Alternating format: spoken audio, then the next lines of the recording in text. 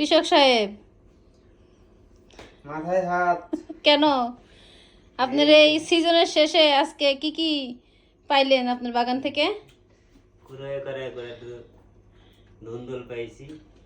তারপরে তারপরে দিছি গাছ কেটে কেটে। ধুন্দুল গাছ শেষ শেষ ধুন্দুল আমাদের। তারপর আর কি কি?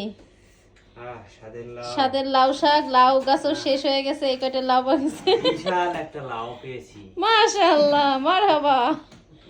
আর কি কি? একটা ধুন্দুল, একমাত্র একটা ঝিঙ্গা। বড়ই স্বাদের ঝিঙ্গা।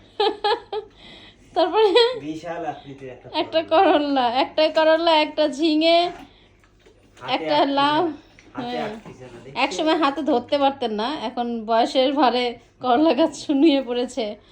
আর এই যে আমাদের শখের পুঁই শাক, এটাও আজকে একদম শেষ ফিনিশিং করে দিয়ে আসা হইলো, কারণ আর হবে না মনে হচ্ছে। আর এখানে আছে কিছু কচুর পাতা। কচু শাক। এই হলো আমাদের আজকের হারভেস্টিং, এই তাই না? কচু কিছু খাই থাকি আজকে। না, আর কিছু আমাদের মরিচ ছিল, সেগুলো অবশ্য আমরা গিফট করে আসছি। হ্যাঁ মাম্মা, হ্যাঁ চলো। ওকে।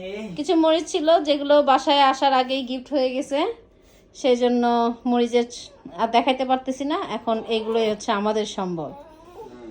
ওকে, ওকে, বাই বাই।